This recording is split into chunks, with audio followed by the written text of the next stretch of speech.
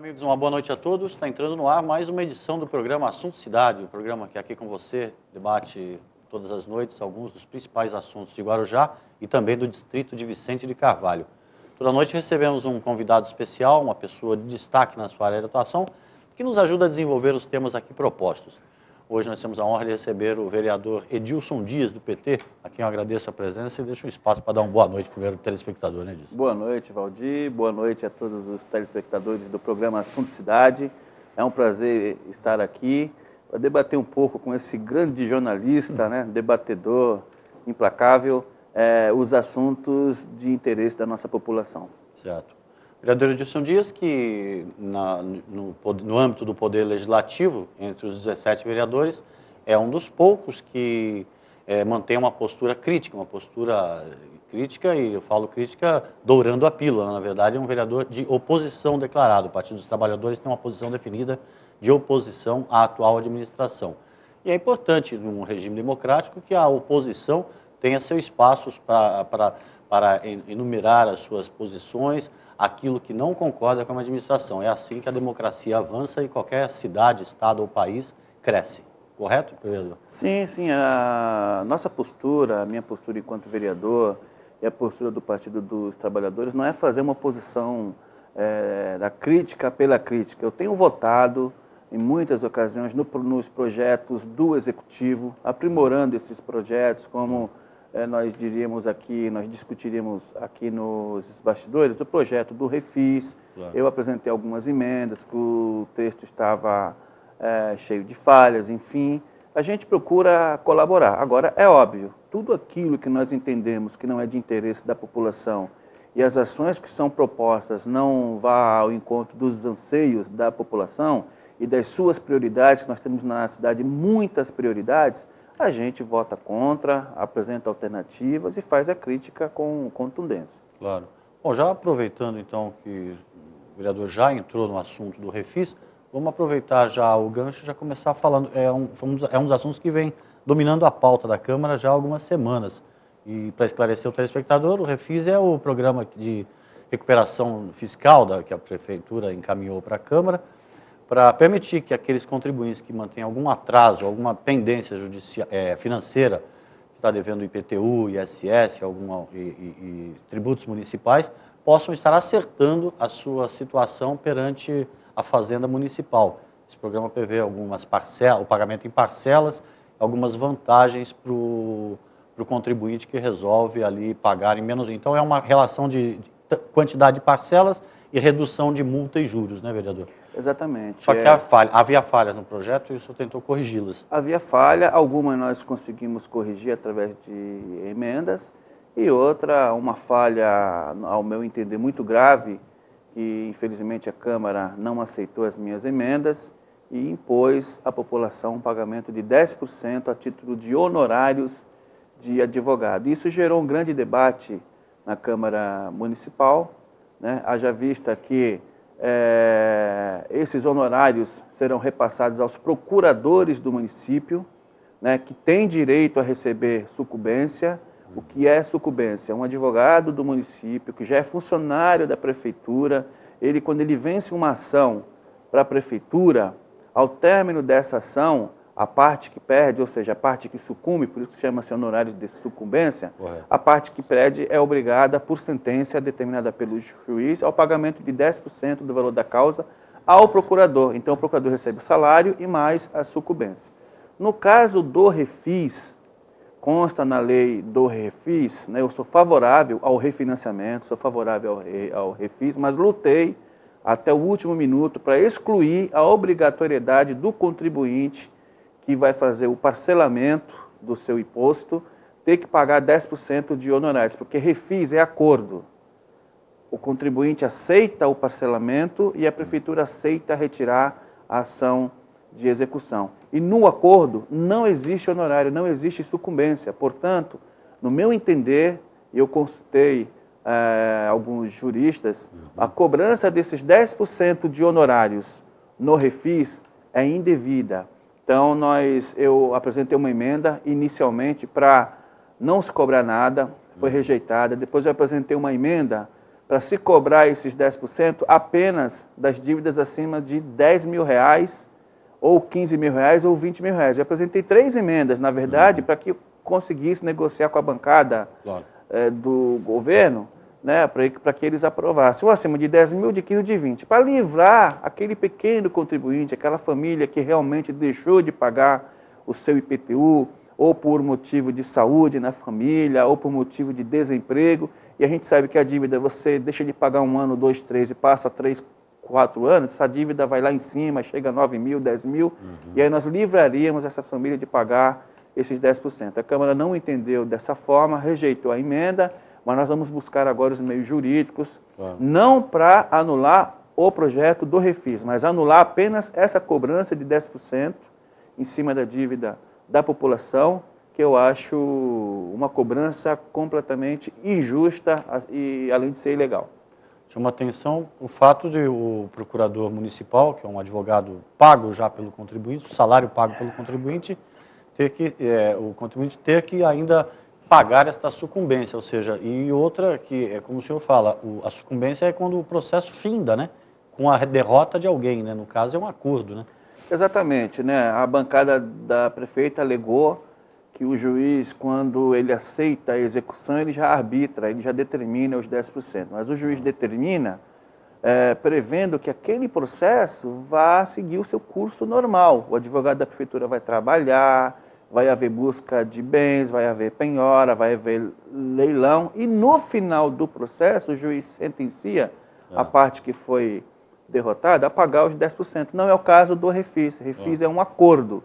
A prefeitura tira o processo de execução da justiça e o contribuinte aceita o parcelamento. Portanto, no meu entender e no entender de juristas consultados por este vereador, não cabe a cobrança desses 10%. Nós vamos brigar por isso. Eu não desisto assim tão fácil. Nós vamos encontrar mecanismo para fazer valer a lei. Agora, vereador, vou fazer um esclarecimento até para o telespectador. A Prefeitura deve abrir nos próximos dias os prazos e o procedimento administrativo para que o contribuinte vá lá parcelar a sua dívida e se enquadrar no Refis. Então, ou seja, o contribuinte deve 10 mil, se o acerto for de 10 mil, daqueles 10 mil está embutido já uma parcela da sucumbência. Paralelo a isso, o senhor está tentando derrubar isso na justiça. Qual é a sua recomendação? O contribuinte vai e faz direitinho o acordo com as regras estabelecidas na lei e depois, caso o senhor seja vitorioso no recurso, esse dinheiro pode voltar para ele? Com certeza, esse dinheiro vai ser compensado. Porque hoje, se você vai na prefeitura, você faz um acordo, né, no qual você assume uma dívida de 10 mil reais, você vai ter que pagar mais R$1.000 de honorários. Né? Então, eu aconselho que os munícipes, eu não estou aqui para atrapalhar a vida de ninguém, eu não quero que a prefeitura deixe de arrecadar, até porque a nossa cidade necessita de muitos recursos, né? Porque nós vemos aí muitas das prioridades não sendo executadas, enfim. Então, eu oriento que o município vai lá, faça o seu parcelamento, e aí quando sair essa decisão em relação aos honorários, esse valor com certeza vai ser abatido das prestações que irão vencer, enfim. Vai haver uma compensação caso a gente saia vitorioso dessa batalha, porque eu vou lutar para derrubar esses 10%, em prol da população. O contribuinte, então, adere ao programa naturalmente. Adere, naturalmente. Tendo como base esse caso do Refis, você falou que a bancada de situação não entendeu os seus argumentos, qual é o panorama que o senhor traça atualmente do Legislativo? Olha, eu acho, nós conversávamos aqui também, né, Valdir, eu entendo assim, eu respeito a democracia, eu tenho o maior apreço pela democracia, até porque eu me tornei vereador, porque nós estamos num Estado democrático de direito, enfim. Eu reconheço e respeito que deva haver a bancada de situação, de apoio ao governo e a bancada de oposição. Eu só não entendo que bancada de situação realmente é para defender a aprovação dos projetos do governo, né? E a bancada aqui do Guarujá também tenta blindar a prefeita de ser fiscalizada com mais profundidade. Até aí tudo bem.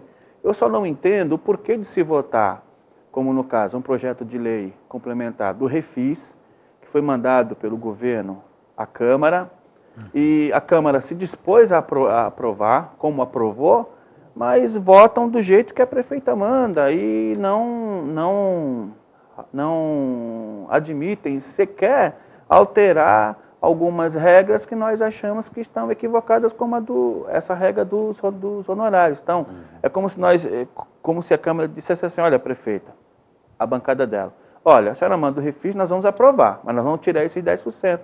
Acabou, está feito. Mas eles entenderam que não deveriam fazer isso, eu lamento. Eu acho que a Câmara deveria ser um pouco mais crítica, deveria exercer o seu poder mais na sua plenitude, inclusive não ficar proibindo o vereador de oposição, que agora tem o Edilson Dias, que eu sou oposição desde que assumi, até 2 anos e meio atrás, quando assumi metade do mandato passado, sempre fui da bancada da oposição, e agora, recentemente, a partir da última sessão, o vereador Walter também disse que é oposição. Eu acho que a gente tem que ter o nosso papel preservado, que é, no mínimo, tentar fiscalizar os atos do Poder Executivo. Tem um rolo compressor na Câmara? Uma expressão que se usa... Tanto é que me apelidaram de 15-1. 15-1. Agora é 14-2. 14-2. Mas isso faz parte do processo. Mas nós vamos estar lutando sempre na Câmara, na defesa da nossa população, sem dúvida alguma. O ex-prefeito Rui Gonzalez, na semana passada, teve dando uma entrevista aqui no programa Assunto Cidade, e ele utilizou até como exemplo o nível federal de governo, de poder. A Câmara dos Deputados tem o presidente do PMDB, que é aliado, em tese, do PT, do governo federal, mas tem mantido uma postura de independência com relação a alguns projetos polêmicos, inclusive recentemente com a questão das emendas parlamentares.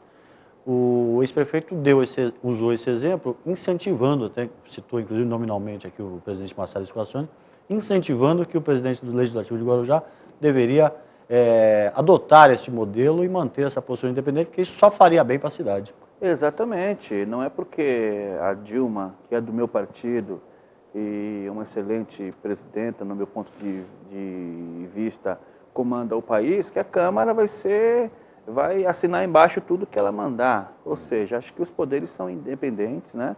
Eu acho que aqui no Guarujá está faltando exatamente isso que o Rui falou.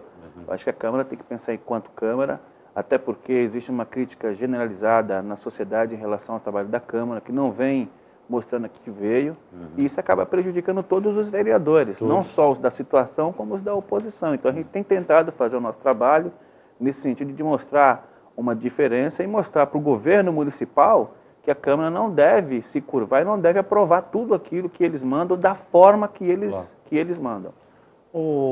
Aparentemente há uma crise entre os vereadores de situação, porque no momento não há nenhum líder oficial, né?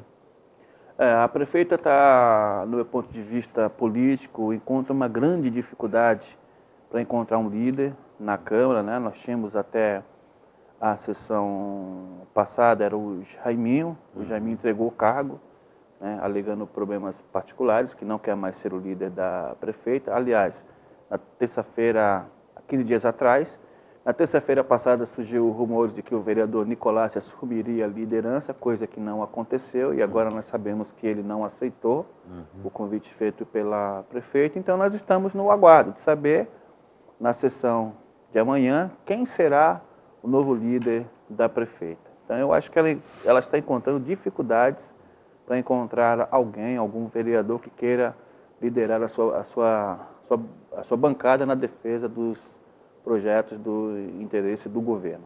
Para esclarecer o telespectador, o senhor que tem uma vasta experiência nos parlamentos, além de vereador, também já atuou como assessor parlamentar na Assembleia, qual é o papel do líder, qual é a importância disso? O líder, ele praticamente cuida do recebimento das matérias que são enviadas pelo Executivo, ele reúne a bancada para esclarecer os pontos específicos dessas matérias, né? E trabalha a unidade da bancada, a articulação da bancada para votar a favor desses projetos e para não permitir que a oposição aprove coisas que venham afetar o governo de forma direta ou indireta, como requerimentos de investigação, como tem feito comigo diversas vezes, né? Enfim, mas agora nós estamos rompendo esse bloqueio. Eu sou presidente da Comissão de Fiscalização e Controle, eu sei que você vai tocar nesse assunto mais adiante, e através da comissão nós estamos conseguindo dar passos no sentido de tentar fiscalizar o governo de Guarujá. Correto. A posição do PT, o senhor já esclareceu aqui no começo da entrevista, que a posição é uma posição de oposição. Há resistência dentro do PT a essa posição ou é praticamente unânime? Não, todos os pontos importantes que são tratados na Câmara, ou seja, todas as questões importantes, eu levo para o meu partido, nós discutimos com o diretório, que é composto por 37 membros, e eu tenho tido a aprovação unânime em relação às minhas ações no parlamento, e os nossos companheiros têm endossado, e hoje a voz que mais se ouve dentro do Partido dos Trabalhadores é que eu tenho que fazer, sim, um mandato na Câmara Municipal de oposição e continuar dessa forma. E o senhor citou também que o vereador Valdemir Batista Santana, que é popularmente conhecido como Val, né, também faz parte do clube agora. Faz parte do clube desde terça-feira passada. Espero que ele fique. Val, espero que você fique por muito tempo na oposição, Val. Tá, mas ele faz parte, já sentiu na última sessão o peso da mão do governo, que o Val não teve nenhum dos seus requerimentos aprovados, né? Eu não sei nem se ele sentiu saudade de ser situação, mas ele sentiu o peso dos seus requerimentos, que eram requerimentos importantes para a sociedade do Guarujá, e a bancada do governo reprovou todos os requerimentos do Val e os meus também. Mais uma vez, também aproveitando, o senhor pudesse esclarecer também para o telespectador, porque muitas vezes o telespectador não acompanha essas questões assim da Câmara, né, do Parlamento, então não sabe, muitas vezes não entende direito como é que funciona, né? O que causa de mal um requerimento? Requerimento depende, né? Quando é um requerimento que vá ao encontro de algum problema grave do governo, existe uma blindagem. Por exemplo, você pedir um requerimento cobrando contratos da Monte Azul, da Terracom, processo de licitação, eles barram. Eu não sei por que existe essa barreira, né? Recentemente nós tivemos a notícia aí da falha no processo de licitação para a compra dos kits escolares. Eu apresentei um requerimento, esse requerimento não foi aprovado, ou seja, a Câmara não quis ou não quer saber o porquê da licitação ter sido cancelada pelo Tribunal de Contas e os nossos alunos não terem recebido os seus uniformes e os seus kits escolares. Quer dizer, é um requerimento que deveria, sem sombra de dúvida, ter sido aprovado para a gente, porque quando esse requerimento é aprovado, a prefeita tem 15 dias para mandar a resposta. Obrigatoriamente. Obrigatoriamente, mandar documentos, mandar as cópias para a gente verificar o que ocorreu. Mas quando é requerimento desse tipo, não passa, é rejeitado. Ou seja, o requerimento incomoda uma administração pública porque é obrigada a dar a resposta, mas quando ele não é aprovado, ele pesa mais sobre o vereador, que acabou não cumprindo o seu papel. Exatamente. E eu acho uma coisa também que eu discordo, né? Hoje nós temos a Lei de Acesso à Informação, que garante a qualquer cidadão acesso às informações e documentos públicos. Ou seja, eu tenho meu requerimento rejeitado pela Câmara, na vigência desta lei. Aí eu sou obrigado a formatar os questionamentos do meu requerimento para a Lei de Acesso à Informação e dar entrada na Prefeitura através dessa lei. Quando, na verdade, eu fui eleito, sou vereador, a maior prerrogativa que um vereador tem é fiscalizar os atos do Poder Executivo e eu tenho esse direito não permitido na Câmara. Em Santos, por exemplo, o requerimento é automático. O vereador apresenta o seu requerimento, o presidente da mesa, que é o presidente da Câmara, já encaminha para a Prefeitura. Não vai à votação. E aqui no Guarujá, existe a votação para decidir se o vereador vai ter direito de fiscalizar ou não. Eu acho isso um absurdo. Claro. Bom, o Programação Cidade vai fazer um pequeno intervalo, mas nós voltamos já já. Tem muito assunto ainda para conversar aqui com o vereador Edilson Dias. O comercial é rapidinho e voltamos já. Fique conosco.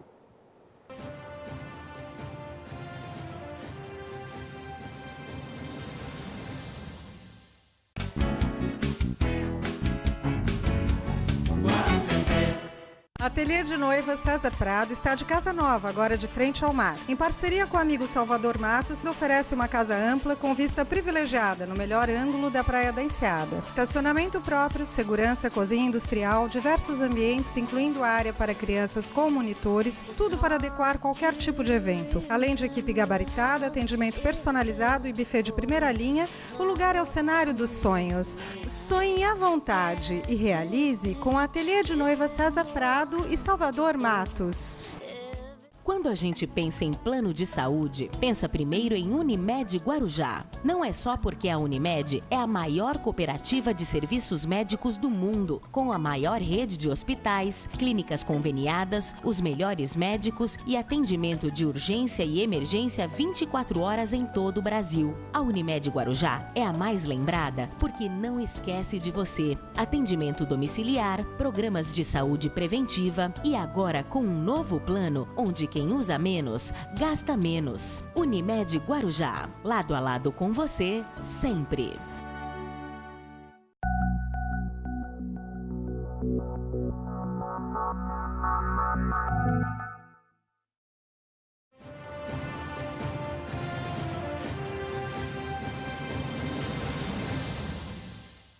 Bem, amigos, voltamos para mais um bloco do programa Assunto Cidade. Hoje, com a honra de receber aqui o vereador Edilson Dias, do PT, Partido dos Trabalhadores, vereador que se coloca na Câmara como um vereador de oposição à atual administração. No primeiro bloco, o vereador Edilson Dias explicou algumas das razões que o fazem, às vezes, até procurar, caso por conta de rejeição de seus requerimentos, de seus projetos, procurar a justiça. O exemplo dado foi o exemplo do programa Refis, que está para ser implantado pela Prefeitura após a aprovação do Legislativo e que prevê, além do parcelamento de dívidas, redução de multas e juros para quem pagar em um menor número de parcelas, prevê também uma surpresa, que é a aplicação de 10% de honorários advocatícios, chamada sucumbência.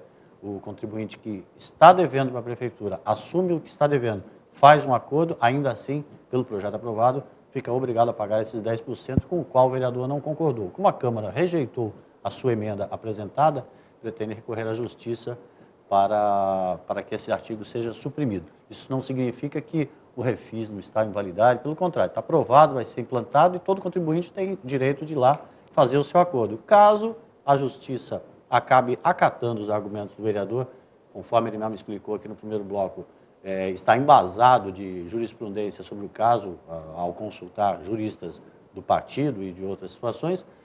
Caso a Justiça dê ganho de causa, dê razão ao vereador Edilson Dias, esse dinheiro pode acabar sendo compensado e voltar. Vamos torcer que sim, porque um dinheirinho a mais na conta sempre faz bem, né, vereador? É verdade, é verdade. Principalmente para quem já está devendo, você já está em dificuldade, né? Outra questão polêmica durante as últimas sessões, na última sessão, por exemplo, o senhor apresentou duas indicações que não precisam ser aprovadas, não precisam ser votadas, vão direto encaminhando. O senhor indica que a prefeita demita 2 importantes auxiliares. O senhor pode explicar por quê? Olha, primeiro eu pedi a exoneração imediata do advogado-geral do município, doutor Guerato, pelo motivo de que o mesmo ele possui uma condenação em 2º grau. Obviamente cabe recurso ainda ao STF, mas condenação em 2º grau por órgão colegiado, esta contratação está vedada na Lei Municipal 3874, de minha autoria, que é a Lei Ficha Limpa Municipal, que proíbe a Prefeitura de contratar pessoas que tenham condenações por órgãos colegiados, que é o caso dele, tanto a Prefeitura quanto a Câmara. Então ele foi nomeado no dia 10 de janeiro, né, essa denúncia chegou até a minha semana passada, e eu pedi, anexei a cópia da lei municipal, anexei a indicação e pedi para que a prefeita proceda à exoneração dele e cumpra a Lei 3874 de 2011, que é a Lei Ficha Limpa do município de Guarujá. Lei de sua autoria que foi sancionada... Foi sancionada pela prefeita, foi aprovado pela Câmara e sancionada pela prefeita já em 2011. Né? Portanto, ele não deveria estar ocupando o cargo que ele ocupa, dentre outros motivos. Aquela questão da ficha limpa, do ficha suja não poder ser candidato, o seu projeto ele prevê que a prefeitura não possa contratar assessores. A Lei Ficha Limpa nacional, ela apenas proíbe a candidatura Certo. de uma pessoa que tenha condenação a partir de órgão colegiado, que é segundo grau. Então, proíbe o cidadão de se candidatar numa eleição. A minha lei ficha limpa municipal é diferente. Proíbe a mesma pessoa de exercer cargos políticos, ou seja, cargos comissionados na prefeitura e na Câmara. Correto. E como o Guerato teve uma condenação em segundo grau, ele não pode estar ocupando cargo comissionado, porque o cargo de advogado geral do município é um cargo político, diferentemente dos procuradores que são funcionários de carreira concursados da prefeitura. Então ele não poderia ter sido nomeado para ocupar esse cargo. Bom, essa vai para aquela série com a palavra, a administração, né? E a outra indicação? A outra indicação foi o pedido também de exoneração da chefe de gabinete, Fátima Khalil. Por quais motivos? A Fátima, até recentemente, ela ocupava um cargo político, também um cargo comissionado. Ela era assessora técnica. E com a reforma que a prefeita fez, reforma administrativa, em fevereiro, ela criou a chefia de gabinete com status de secretária, porque ganha o mesmo salário de um secretário municipal, e ela transferiu a Fátima para este cargo. Inclusive, na própria reforma, a prefeita alocou diversos poderes de outras secretarias para a chefia de gabinete. Dentre elas, cuidar de licitações, acompanhamentos, processos de compra, pagamentos. E nós sabemos que 4 empresas, no mínimo, 4 empresas que pertencem a familiares da Fátima Khalil, não conheço a família, não vou fazer juízo de valor das pessoas, mas 4 empresas são de propriedade de familiares da Fátima Khalil. Portanto, ela não deveria estar cuidando desses processos licitatórios, assinando documentos, dando cotas em processo, determinando pagamentos às próprias empresas cujos proprietários são os seus parentes. Por isso que eu pedi o afastamento. Chegou uma denúncia para a gente na Comissão de Fiscalização e Controle, da qual eu sou presidente. Essa denúncia foi encaminhada ao Ministério Público, à Corregedoria do Ministério Público, enfim, e nós estamos apurando. Já fizemos uma reunião na Comissão de Fiscalização, já oficiamos a prefeita que nos envie cópia de todos os documentos licitatórios, de pagamentos, de quitações, cartas convite, toda a modalidade de licitação, onde essas 4 empresas participaram, para que a gente faça o levantamento e verifique quais providências nós vamos adotar a partir da análise desses documentos. Mas eu acho que a prefeita, no mínimo, ela teria que afastar a Fátima, para não atrapalhar as investigações, até porque, veja bem, a comissão mandou um ofício para a prefeita. Para a prefeita mandar os documentos para a comissão. Quem vai mandar os documentos para a gente é a própria Fátima Khalil. É uma incoerência, né? A gente pedir documentos para a chefe de gabinete da prefeita, para ela mandar esses documentos para a comissão. Ela deveria ser afastada. E, ao invés disso, a prefeita não a afastou. E durante essa semana, sábado e quinta-feira, saíram mais 2 licitações para 2 empresas ligadas à família da Fátima Khalil. Ou seja, além de não afastar, as licitações ainda continuam a todo vapor na Prefeitura de Guarujá. Com a palavra, como você disse há pouco tempo, a nossa prefeita municipal, Maria Antonieta de Brito. Até onde a Comissão de Fiscalização e Controle, como é que ela funciona, com quantos membros, até onde a Comissão de Fiscalização e Controle pode chegar? A Comissão de Fiscalização e Controle é a única comissão que tem poder investigatório na Câmara Municipal, sobre os atos da Prefeitura. Nós somos em 5 membros, eu sou o presidente, o vereador China é o relator, o vereador Mário Lúcio, Gilberto Benzi e Givaldo, eles são os membros, e nós temos poder, como eu disse, nós já oficiamos a prefeita para mandar todos os documentos, ela tem 10 dias de prazo, ela é obrigada a mandar essa documentação. Nós podemos fazer diligências, ou seja, nos dirigir a qualquer setor da prefeitura para obter informações. Nós temos o poder de convocar secretários, fazer oitivas, ouvir depoimentos, enfim. Ou seja, é uma comissão que tem poder para, ao término do seu trabalho, propor ao plenário da Casa as medidas cabíveis a cada situação. Claro. Edilson, além de se colocar como oposição, logicamente o senhor faz uma leitura crítica de alguns atos da atual administração, mas o senhor também é uma pessoa que anda pelas ruas e sente assim o calor das ruas, sente as necessidades e reivindicações da população. Logicamente também é cobrado por isso. Apesar de ser oposição, também deve ser cobrado na rua pelo Estado. Qual o panorama que o senhor traça hoje da administração em si com relação à cidade, com relação às obras? A semana passada houve um acidente grave na Oswaldo Cruz, que foi estreitada. Muita gente já começa a colocar a culpa do acidente pelo estreitamento da Oswaldo Cruz. E algumas obras estão paralisadas, a administração vem sofrendo críticas por parte da população. Qual é o panorama que o senhor traça, no geral, assim, da cidade?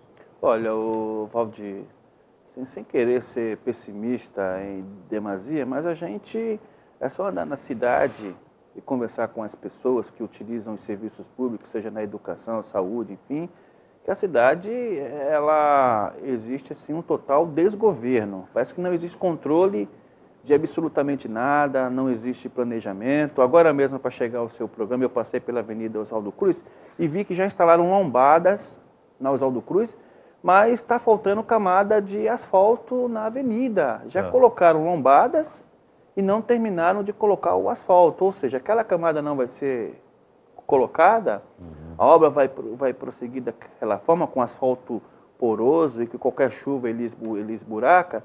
Então, é assim, as obras são feitas, no meu entender,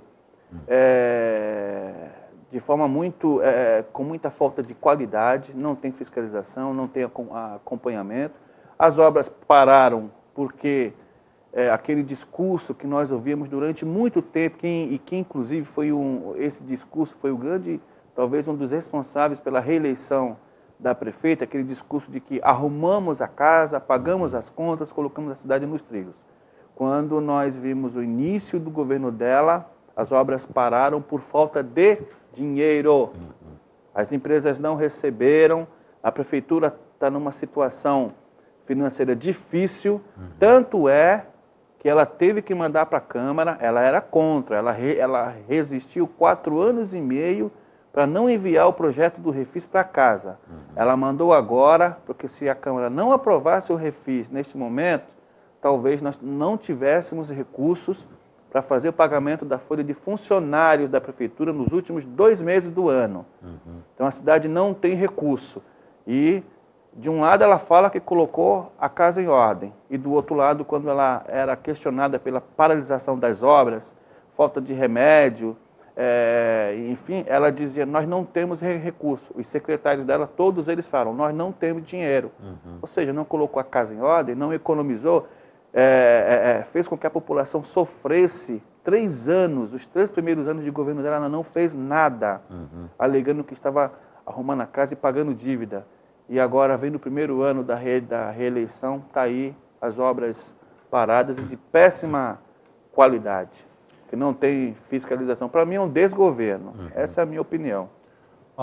As pessoas percebem assim um certo ufanismo, um certo exagero talvez de otimismo e de expectativa positiva no âmbito da administração municipal com relação ao ano que vem, com relação à Copa do Mundo. Essa expectativa, como é que o senhor vê essa expectativa toda em torno da Copa do Mundo e a reforma do estádio municipal e todas essas outras questões? Olha, eu aguardo esse tipo de situação, Valdir, com muita cautela, porque já se anunciou tantas coisas. Esse governo, ele é experiente em criar expectativas na população que no futuro elas não se convertem em ações práticas, né?